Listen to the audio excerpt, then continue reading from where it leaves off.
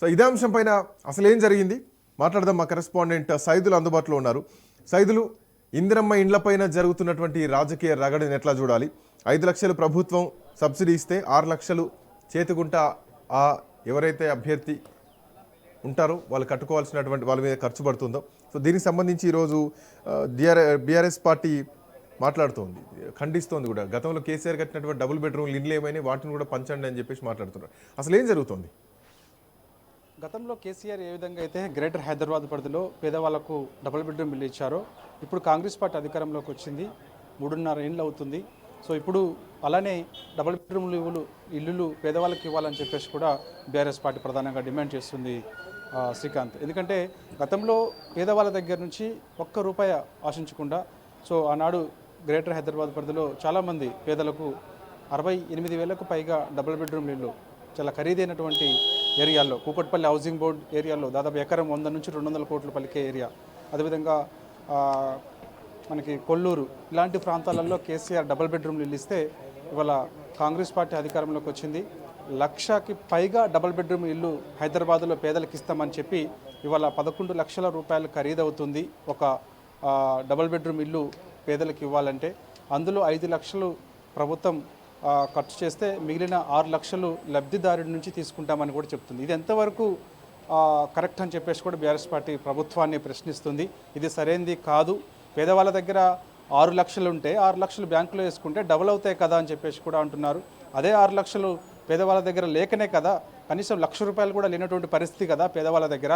So లేని వారి పేదల దగ్గర డబ్బులు యానించి తెచ్చిస్తారని చెప్పేసి కూడా అంటున్నారు. కాబట్టి ఈ నిబంధన సరైనది కాదు, వెంటనే వెనక్కి తీసుకోవాలని కూడా ప్రభుత్వాన్ని బీఆర్ఎస్ పార్టీ నేతలు డిమాండ్ చేస్తున్నారు. సో ఈ అంశం మాట్లాడేందుకు శ్రీకాంత్ ఈరోజు ఉదయం 11 గంటల ప్రాంతంలో అసెంబ్లీ మీడియా పాయింట్ వద్దకు గ్రేటర్ హైదరాబాద్ పరిధిలో ఉన్నటువంటి బీఆర్ఎస్ ఎమ్మెల్యేలు చేరుకున్నారు. సో ఆ సమయంలోనే అసెంబ్లీకి మరి కాసేపట్లో రేవంత్ రెడ్డి వస్తున్నారు. సో మీడియా పాయింట్లో మాట్లాడేందుకు వీలు లేదని కూడా మార్షల్స్ చెప్పుకొచ్చారు. అదేంటి, మేము ఎమ్మెల్యేలం, మేము కూడా ఇక్కడ మాట్లాడే హక్కు మాకు ఉంటుంది మీడియా పాయింట్ వద్ద, సో ఎవరి పని వారు చేసుకుంటారు.